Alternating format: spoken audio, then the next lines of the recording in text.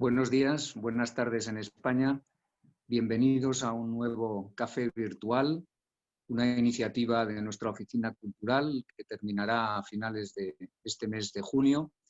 Muchas gracias a Ernesto Coro y a Ángel Pascual por la organización de este encuentro y de todos ellos. Y, por supuesto, muchísimas gracias por su tiempo a nuestra invitada de hoy, la doctora Alicia Pérez Porro. Bienvenida, doctora. Hola, buenos días, señor embajador. ¿Cómo estás? Estoy bien, la verdad es que estoy bien, mi familia está bien y está sana, así que todo bien. Muy bien, pues muchas gracias de nuevo por estar con nosotros. Y si me permites, haré una breve presentación. Alicia Pérez Porro es de Barcelona y estudió biología en la Universidad Autónoma y también cursó un máster en biodiversidad en la Universidad de Barcelona, donde obtuvo también su doctorado tras unos años de investigación en la Universidad de Harvard. Tú misma, doctora, te defines, he visto, como una bióloga marina que trabaja conectando el océano, la igualdad de género y la diplomacia científica para un futuro sostenible. Sin duda, una vocación profesional y un proyecto profesional de enorme interés. De eso hablaremos. Además, Alicia Pérez Porro es la presidenta de la Asociación de Científicos Españoles en Estados Unidos y, por ello, de la Red de Asociaciones de Investigadores y Científicos Españoles en el Exterior, RAICEX. De todo ello, efectivamente, vamos a hablar. Pero me gustaría, doctora, empezar preguntándote por tu vocación. ¿Cómo nace esa pasión por la ciencia y específicamente por los océanos? Pues la verdad es que nace al revés, ¿no? Una pasión por los océanos que me lleva a la ciencia. Y todo viene de mis abuelos, la verdad. Mis abuelos hace más de 40 años que tienen una casa en la Costa Brava, en un sitio idílico que tiene un trocito de mi corazón, que es la Cala de Sa Tuna, en Begur, Girona.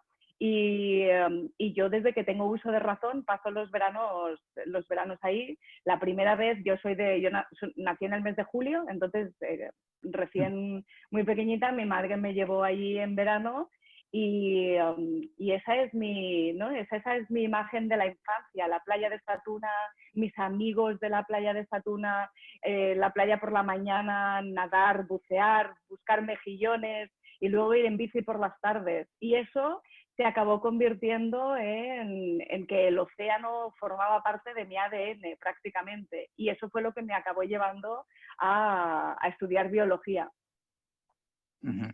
Y tú has sido, desde luego, una mujer, una científica muy destacada en la lucha, en la promoción de la igualdad de género en la ciencia. Has sido una de las Women in Power en el año 2018.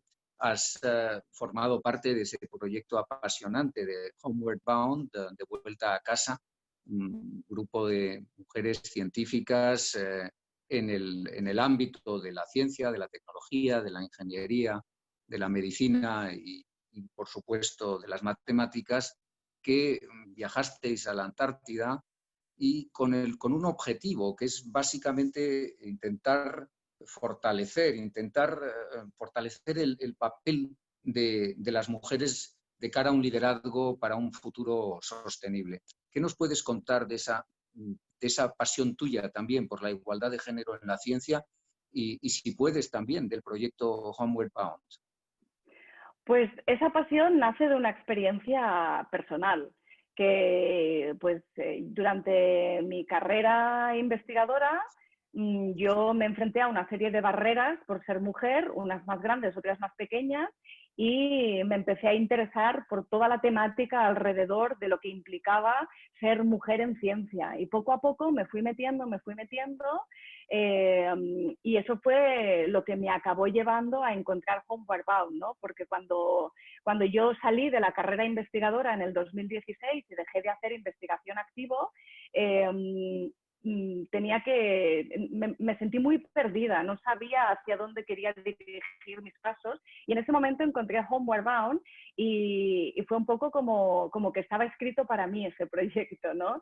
Homeward Bound es una iniciativa global que lo que hace es que cada año selecciona a 100 mujeres de todo el mundo con una formación en STEM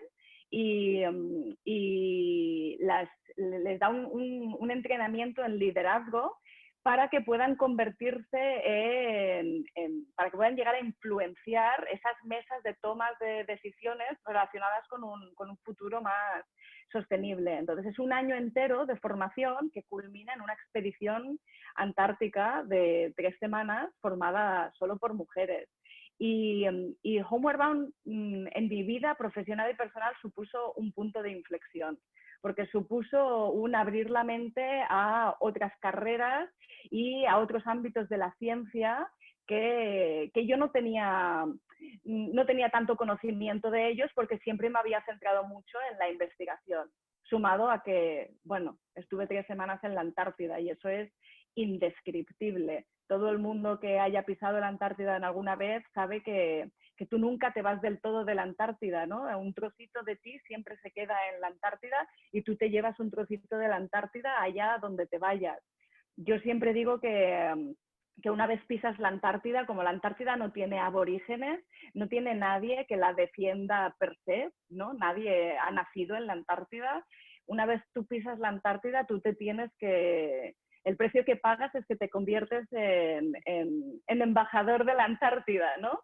Y te conviertes en su voz. Y allá donde vayas tienes que defenderla. No, debió ser una experiencia realmente fascinante. ¿Y tú qué le dirías a una niña que esté considerando la posibilidad de estudiar ciencias o matemáticas, ingeniería, de una niña que esté pensando o considerando esa opción?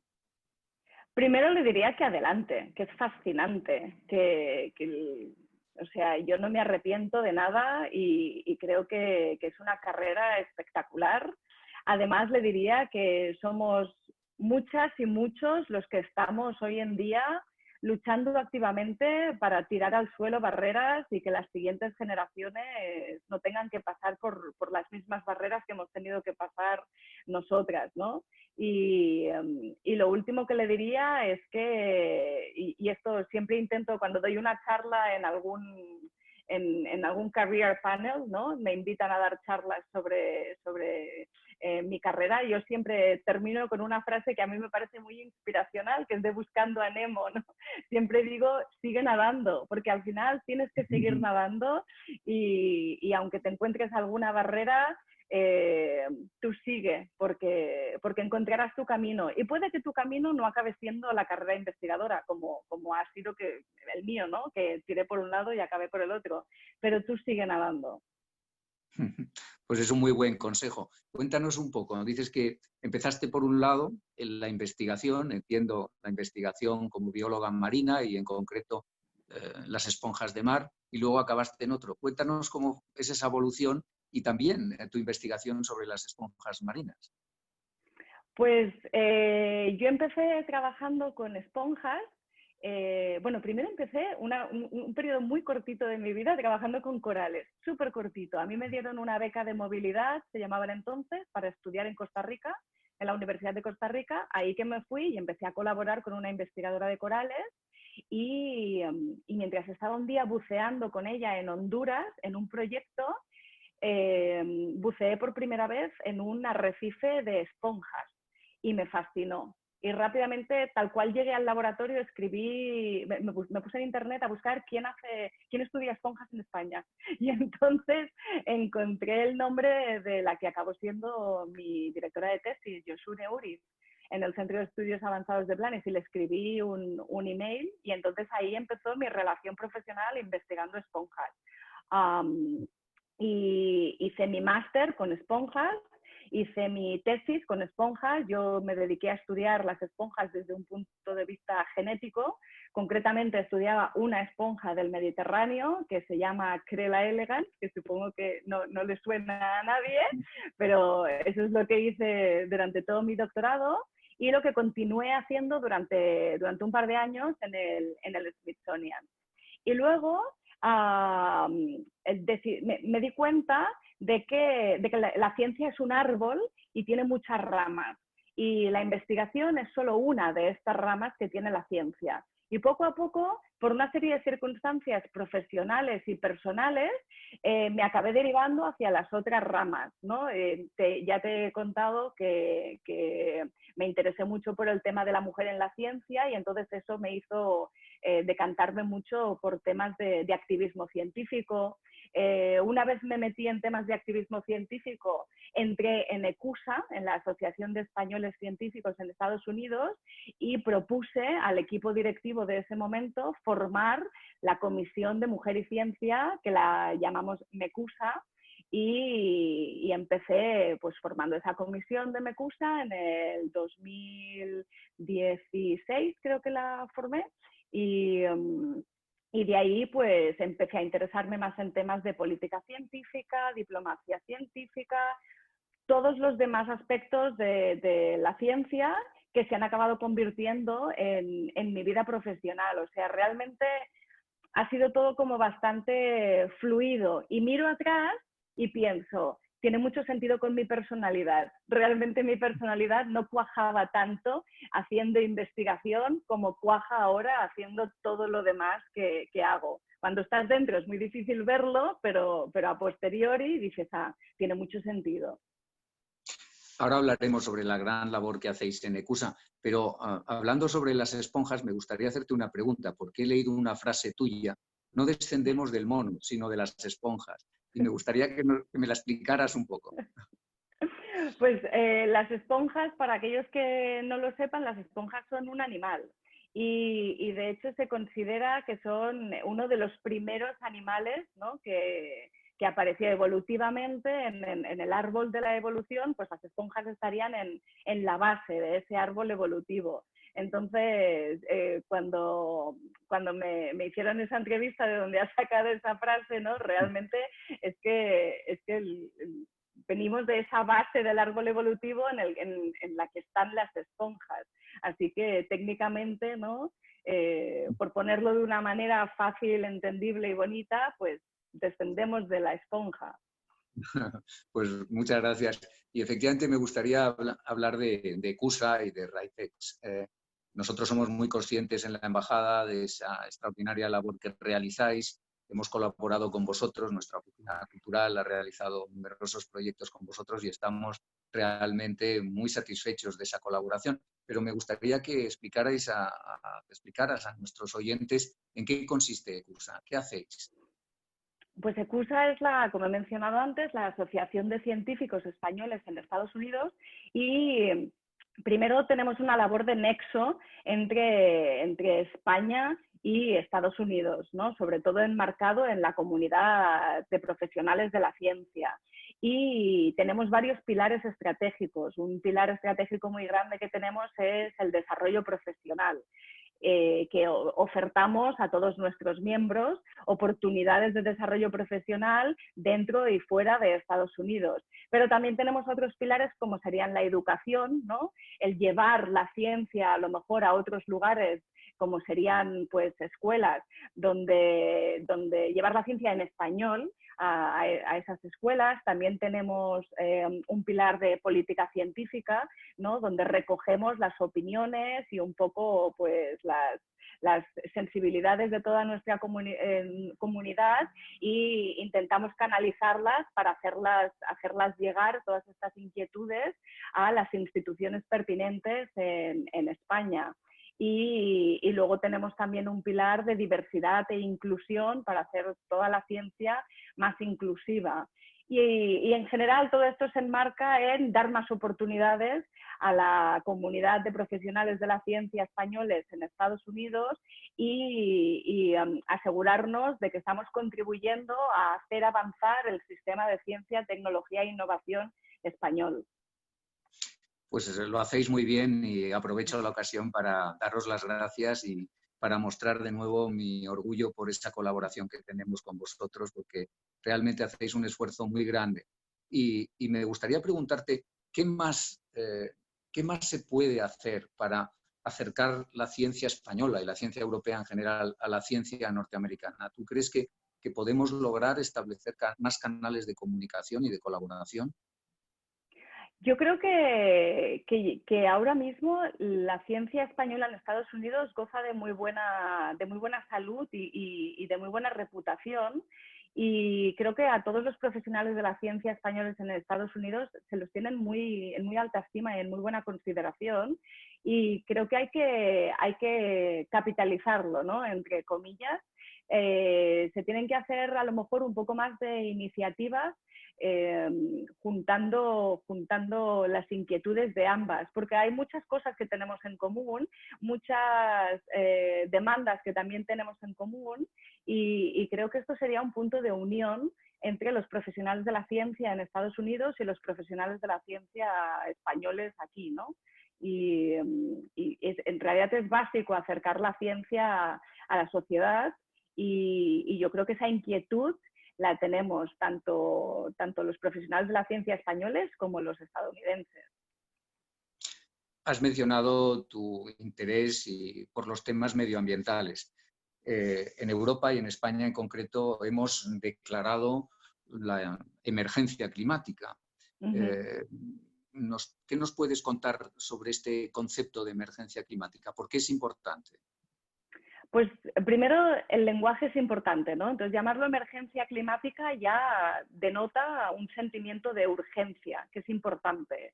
Y luego esta declaración de emergencia climática responde al consenso generalizado de la comunidad científica internacional, así como a las demandas de una parte muy grande de la ciudadanía que reclaman una acción urgente contra el cambio climático, sus causas y sus efectos.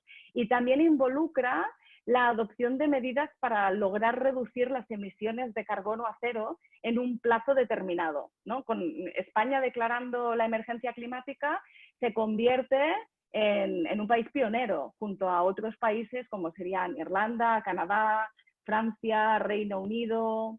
Y además, no solo eso, sino que España, recordemos, que también presentó en el pasado mayo el anteproyecto de ley de cambio climático y transición energética para alcanzar la neutralidad de las emisiones antes del 2050. Es decir, que antes de llegar a mitad de siglo, el país solo emita la cantidad de gases de efecto invernadero que sus sumideros puedan absorber, ¿no? Y además esta ley española está alineada con los objetivos europeos del Pacto Verde y del Acuerdo de París. Hemos visto durante estos meses de obligado confinamiento debido a la pandemia una reducción precisamente en la emisión de los gases de efecto invernadero y de los niveles de polución. ¿Qué nos puedes decir sobre esto? ¿Podríamos sacar lecciones de estos meses que hemos vivido y podríamos lograr establecer un equilibrio entre la necesidad de recuperación económica y el desarrollo sostenible? Por supuesto, yo creo que esta pandemia nos ha hecho darnos cuenta de que vivir de espaldas a la naturaleza impacta a nuestra salud, nuestra calidad de vida y nuestra economía, ¿no? Y entonces ha sido una llamada de atención a pensar de otra manera y a entender que vivimos en un planeta completamente interconectado.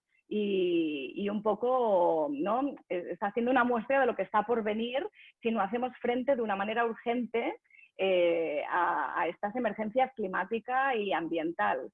Y a pesar de que se han reducido las emisiones de CO2, ha sido algo como temporal, porque claro, la economía se reactiva y vuelven a subir. Pero yo creo que lo que hemos entendido es que vivir de otra manera es posible.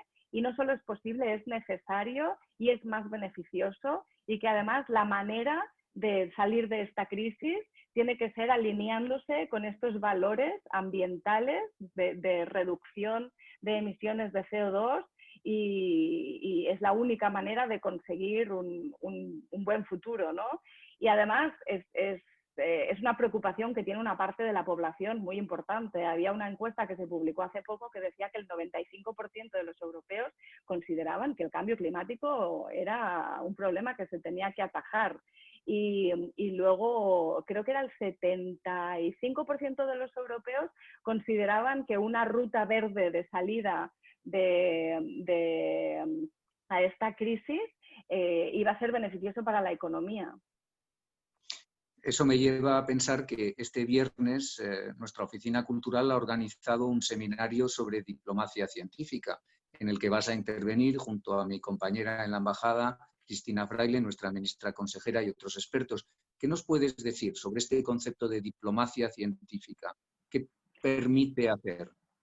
Pues la diplomacia científica yo creo que es un concepto que se oye más en Estados Unidos que en España, hablando de las diferencias y similitudes, ¿no?, entre los dos países, y es un concepto que tiene muchas definiciones, hablarás con mucha gente y te dirá diferentes cosas. Para mí la diplomacia científica es un paraguas debajo del que los centros de investigación, compañías privadas, instituciones públicas, gobiernos, la ciudadanía se encuentran y usan el lenguaje común de la ciencia para entenderse y avanzar en temas que son importantes en las agendas de todos los países. Y por otra parte, tú has colaborado en numerosos países, sobre todo en países latinoamericanos. ¿Qué nos puedes contar de esta experiencia tuya en el lado de la cooperación? Pues yo, como he mencionado antes, me dieron esta beca de movilidad y estuve en Costa Rica 2 años, y durante ese tiempo tuve la gran suerte y privilegio de que estuve trabajando en diferentes proyectos que me llevaron a diferentes países, y creo que lo que más me llevo es que tenemos muchas cosas en común con todos. Ya no hablo de los países latinoamericanos, en general siempre encuentras una cosa en común con otros países, y en el sector que yo estoy, ¿no?, que es el de ciencia, y siempre he estado enmarcada en temas de biodiversidad y conservación. La gente en todos los países quiere lo mismo, y es conservar su patrimonio natural y su biodiversidad. Y en eso siempre encuentras un entendimiento y ganas de cooperar. Además de que para muestra un botón, esta crisis, la única manera de salir de esta crisis va a ser la cooperación internacional y la solidaridad. Y creo que eso es importante recordarlo y tenerlo en mente. Sí, yo creo que eso es algo que España ha venido recordando desde el principio de la pandemia, que estamos ante una crisis global y que solo podemos enfrentarnos a ella desde soluciones globales, que la salud es también un bien global y, por tanto, no hay otra vía más que la cooperación para hacer frente a los grandes desafíos a los que nos enfrentamos actualmente. He visto también que te concedieron en el 2018 la medalla de oro de la Cruz Roja y la Media Luna Roja. ¿Qué supuso este reconocimiento? ¿Por qué fue este reconocimiento? Aunque después de todo lo que nos estás contando me lo imagino, pero cuéntanos un poco, ¿qué supuso para ti? Pues este reconocimiento, que no solo me lo dieron a mí, me lo dieron a mí y a otras compañeras que fueron conmigo a la Antártida, que formábamos el Acciona Team, Ursula López, Ana Payo, Alex Dubini y yo misma. Y fue un reconocimiento por nuestra labor de un poco como de activismo sobre el papel clave que tiene la igualdad de género en la acción climática. Y fue un reconocimiento totalmente inesperado. De hecho, la primera vez que nos contactaron nos pensamos que era broma. O sea, nos pilló totalmente de sorpresa. Y fue un reconocimiento por el cual yo creo que todas estamos muy agradecidas y que lo disfrutamos mucho. El impacto que haya tenido en nuestras carreras profesionales, yo creo que ha tenido más impacto en nuestra vida personal, ¿no? El darnos cuenta de que esa labor que hicimos, que estamos haciendo y que vamos a continuar haciendo es importante y ha resonado con una parte importante de la sociedad española, más que si hemos conseguido más cosas profesionalmente gracias a ese reconocimiento. Además de que, bueno, pues mi madre y mi abuela, ¿no? Estaban, porque mi abuela ya falleció, pero orgullosísimas. Bueno, me lo imagino, con toda la razón. Pero desde luego supone un impulso y supone ese reconocimiento, lo que supone es un mensaje de ánimo. Y en este sentido te quería preguntar, ¿cuáles son tus proyectos ahora? No solo específicamente para este tiempo de pandemia, sino para el futuro, cuando esperemos podamos retomar una vida más normal, cuando podamos volver a vernos y a trabajar viéndonos personalmente. ¿Cuáles son tus proyectos ahora? Pues mis proyectos de futuro son sobre todo seguir impulsando ECUSA y seguir impulsando Raíces. La labor que hacemos es importante, es necesaria y yo estoy muy orgullosa de todos los profesionales de la ciencia que voluntariamente, porque quiero destacar que toda la labor que hacemos la hacemos de manera voluntaria y gratuita, que voluntariamente sacamos hacia adelante cada día Raíces y ECUSA. Entonces, ese es un proyecto por el cual yo me siento muy orgullosa y muy responsable y quiero seguir trabajando en tirar hacia adelante esos dos proyectos.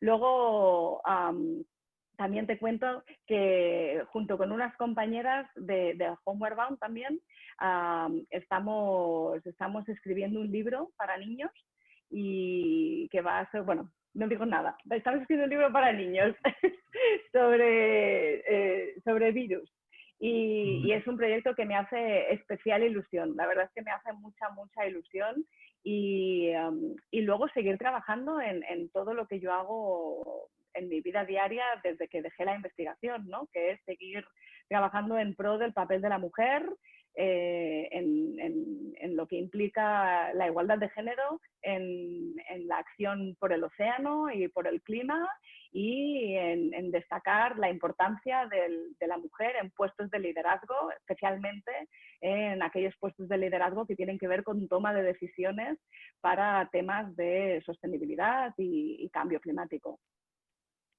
Pues mucho ánimo con todos esos proyectos tan importantes para todos.